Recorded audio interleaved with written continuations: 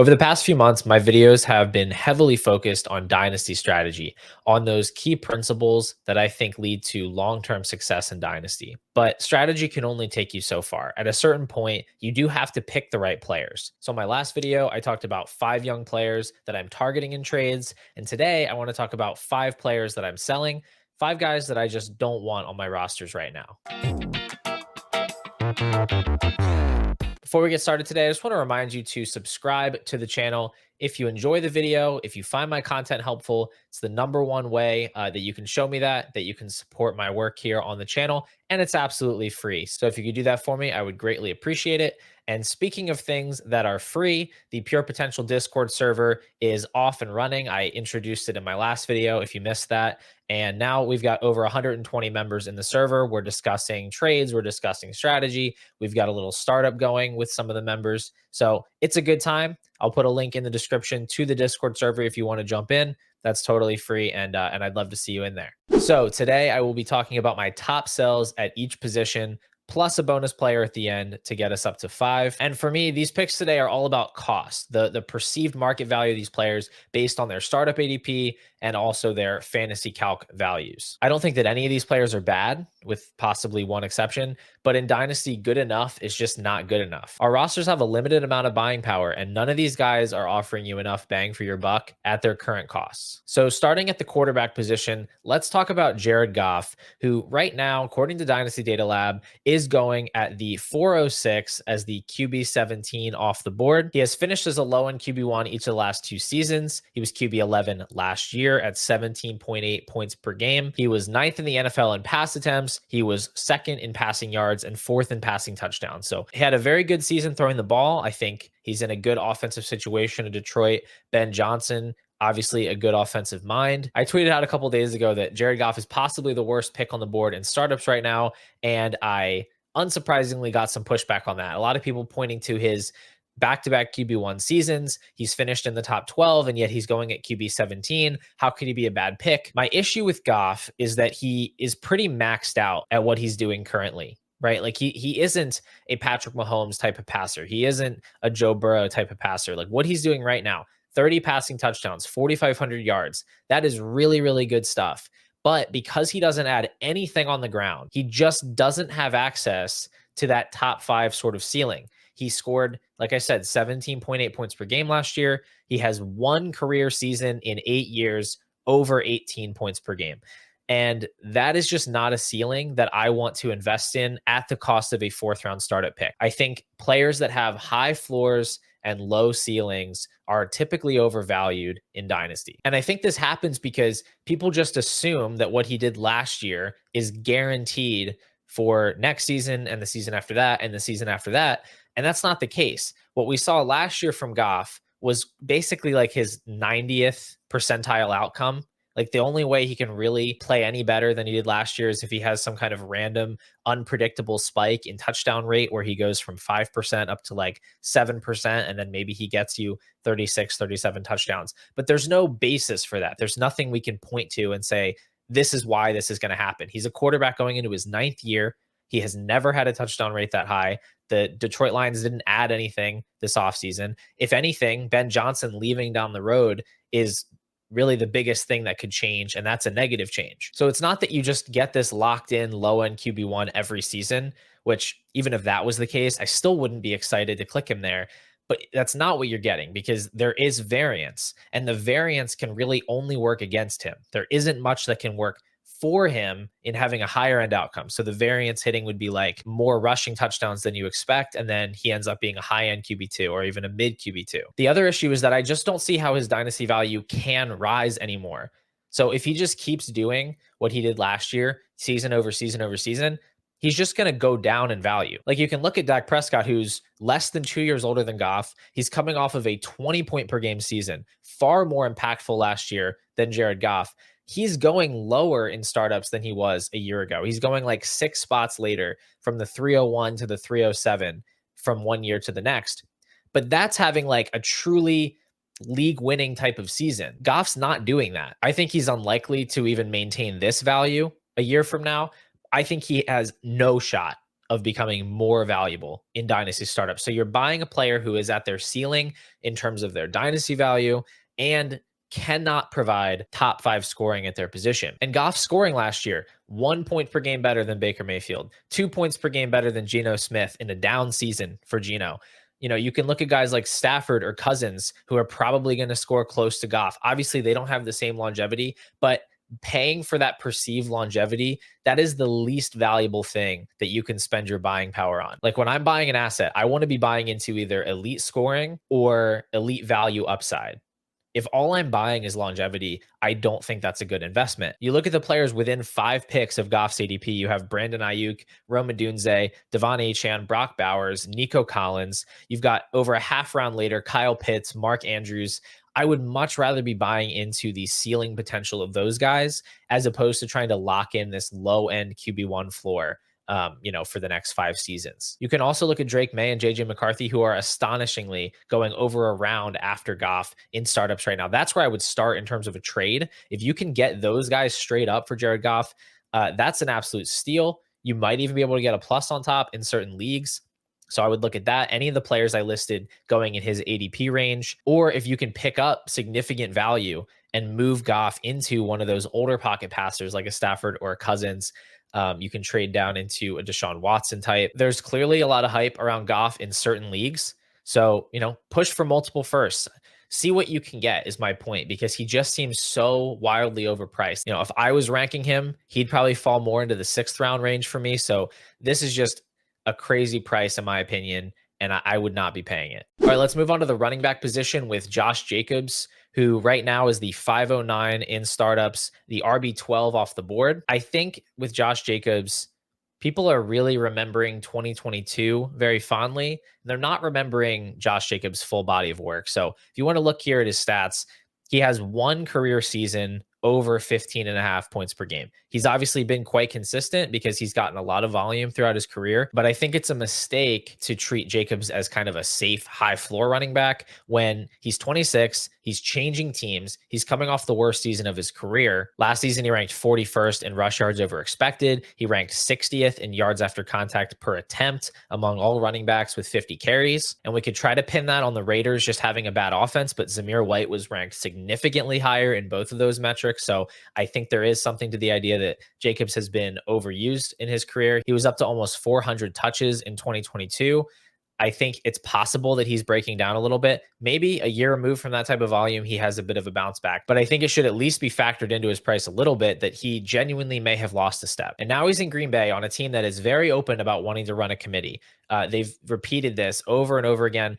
Matt LaFleur specifically said, you guys know how I feel philosophically. I think you have to have multiple backs in this league. I don't see it really changing much in terms of how we want to use our backs. Matt LaFleur has never given a running back the type of opportunity that Jacob saw in 2022 when he was up near 400 touches. And again, when you look at the other seasons of Jacob's career, he still had high volume, like some of the highest volume in the league. He was not even approaching league winning numbers, high-end RB1 numbers. He was in that high-end RB2 range. And that I think is well within the range of outcomes for him. It could be a good offense. He should still get the highest percentage of the work. He's still going to be the main guy in the backfield there. But I think he's really overvalued in the 5th round if that's what we're expecting from him. And I don't think that we should be expecting bell cow Josh Jacobs like we saw in 2022, who was actually moving the needle. But again, I just don't think the market is really factoring in the risk with Jacobs. Like there isn't a guarantee that we get 2, 3, 4 years of Jacobs even putting up that high-end RB2 production. If we don't even talk about RB1, his contract is technically a 4-year deal, but it's really more of a 2-year deal. They're not obligated to do anything after that. It's like a team option. They can cut him or whatever. And even before that, if he's just as inefficient as he was last year, I don't see any reason why they wouldn't just give Marshawn Lloyd more of the work, get AJ Dillon involved, make this into more of a split. So I don't think Jacobs is entitled to much of anything. In my mind, Jacobs has reached that point of his career where I'm just treating him like a year-to-year bet, right? Like you look at like a Jahmyr Gibbs, a Bijan Robinson, we can still think in terms of multiple seasons with those guys. They're 22, 23 years old. They are on rookie contracts. They were 1st-round picks. That's fine. But once you're 26 and you're on a new team, you're on a second contract, you are a year-to-year player at that point. And if the market is going to be heavily factoring in multiple relevant seasons, I'm going to fade that almost every single time. You look at someone like Joe Mixon. Yeah, he's about 2 years older than Josh Jacobs, but he got similar guaranteed money from the Texans. He's on an equally good offense, and he's actually set up to take on a larger role given that there's much worse competition around him. And we saw Devin Singletary getting workhorse usage last year. The coaching staff, unlike in Green Bay, is talking up Mixon as a guy who can play every down. I think it's quite likely that Joe Mixon outscores Jacobs this year. And I just don't have enough confidence that Jacobs is going to stick around long term in a relevant role that I want to take Jacobs over 2 rounds ahead of Joe Mixon. I don't think he's worth that. So in terms of selling, you could look at somebody like a Joe Mixon and see if you can get like a second round pick on top. Or you can look at a number of older running backs in that range. Like if your goal is to score points, what can you get on top of Derrick Henry? I strongly prefer Travis Etienne and Devon Achane to Josh Jacobs. So if you can get into either of those guys for a reasonable plus, I would look at that. And then in the same ADP range, I prefer Isaiah Pacheco, Jonathan Brooks, James Cook. All those guys are younger. I think they're in better situations. I would definitely be moving sideways into one of those guys, either straight up or, you can add pieces to balance out. But I would not be holding Josh Jacobs right now. I would even be fine just taking a 2025 first for him and moving on. At tight end, I'm going to say Travis Kelce, who's going at the 504. He's the tight end 7 in ADP right now. This guy is nearing 35 years old. I think it's absurd that he is a 5th round startup pick. I understand what Travis Kelce has been in the past, but he wasn't that last season. He's coming off his lowest points per game year since 2016. His route participation has dropped in 3 consecutive seasons. It seems like the Chiefs are kind of saving him for the postseason a little bit. And now this year, instead of running the majority of his routes with Marquez Valdes-Scantling and Justin Watson and Sky Moore on the field, you've got Rashee Rice, Xavier Worthy, and Hollywood Brown to contend with. I don't think Kelce has like massively declined. I just think that there are multiple factors that are working against him. I think it's more than likely this is his last year, or possibly his last year of being kind of a high-end tight end. And unlike in years past where it was kind of just him and Mark Andrews at the top, where you could really build a significant advantage over the rest of your league, he's not projected to be that far and away tight end 1 like he's been in the past. You have Sam Laporta, you have Trey McBride, you have Kyle Pitts, Dalton Kincaid, Mark Andrews, all in the mix, where these guys could all score similarly to Kelce, and then you're not even really getting that much of an advantage. So I think to spend a top 50 pick on a player who legitimately might offer you 1 season of relevance, I think that's just far too much risk for my taste. In my opinion, he should be going down where George Kittle is going in the 8th round. I would prefer George Kittle over him. And I think it's a toss-up between like him and Evan Ingram. So I would look at trading down to those guys, or seeing what you have to offer to turn Kelce into one of the younger elite tight ends, like a Trey McBride or like a Mark Andrews. Mark Andrews actually going just a few picks ahead of Kelce in that ADP range, despite projecting for basically the same production and being about 6 years younger. So Kelce's price makes absolutely no sense to me. He's a priority sell if you can get him off your rosters, but you might have to wait until he's scoring points in season. And then at wide receiver, we're going to go with Michael Pittman. He's the last pick of the 4th round. He's the wide receiver 18 off the board. And Michael Pittman last year was in kind of the ideal situation for fantasy production. He was the top target on a team with a mostly stationary quarterback in Gardner Minshew, who never wanted to throw the ball deep and couldn't really get off of his first read. You had Michael Pittman sitting at 7th in first read target share last year. And that makes sense because his primary competition for targets was a 3rd round rookie in Josh Downs, who I will concede is actually quite good, but he did deal with a midseason injury. And then other than that, I mean, here's every other player that ran 100+ routes for the Colts last year. These are just absolute bums. Alec Pierce can't buy a target to save his life. You've got no-name tight ends like Kylan Granson, Mo Alley Cox, Andrew Ogletree. This is just not target competition. Like every time Michael Pittman was on the field running a route, there was a good chance he was getting the ball because these other players just were not demanding the ball at all. But even in this perfect storm of factors, even with all the stars aligned for Michael Pittman, he scored 15.5 points per game. He was the wide receiver 14 in points per game. And you can say, well, he only scored 4 touchdowns. That's true, but his PFF expected touchdowns was only about 6. So you give him those 2 extra touchdowns, that's less than a full points per game added across the season. And how many touchdowns are we really projecting him to catch in an offense that features Anthony Richardson and Jonathan Taylor? Not a lot, in my opinion. And that brings me to my main point, which is that Pittman is really set to take a step back in 2024. You take Alec Pierce, you swap him out for AD Mitchell.